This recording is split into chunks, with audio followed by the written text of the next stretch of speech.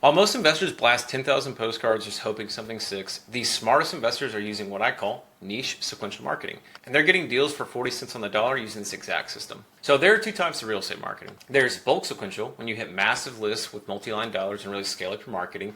And then there's niche sequential, where you hit very targeted, small, high motivation lists like probate, pre-foreclosure, and tax liens with surgical precision. Most investors think more leads equals more deals, and that is totally wrong. They're drowning in data chaos, burning through budgets on unmotivated sellers, and missing in the real golden opportunity that's hiding in plain sight.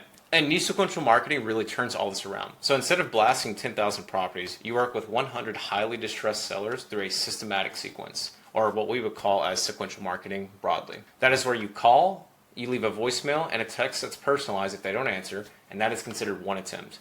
You're going to repeat this 3 times in the first week that record actually comes in your system, and then move to direct mail only when you couldn't reach those. Then you'd move into things like deprospecting or door knocking if you can't reach them through direct mail, which we'll talk about in a later video. Think about it, you're hitting a probate lead the day after filing before the mailbox actually gets flooded with all these mailers, and you'll be the first to market by 30 or 90 days. And these aren't just tire kickers, these are people who really have to sell in most scenarios. The magic really happens with list stacking and then tracking all these marketing actions at the actual property level. So think about when someone appears on a probate and tax delinquent and code violations.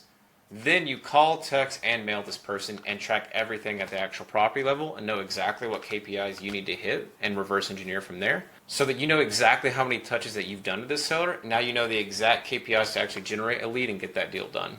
While your competition is still figuring out what generic list to mail this month, you've already contacted every distressed seller in your market and you've hit all your KPIs before most people even know what they're going to be doing for the next month's marketing campaign. So stop playing the numbers game and actually focus on the actions and tracking that will drive your business to the next level.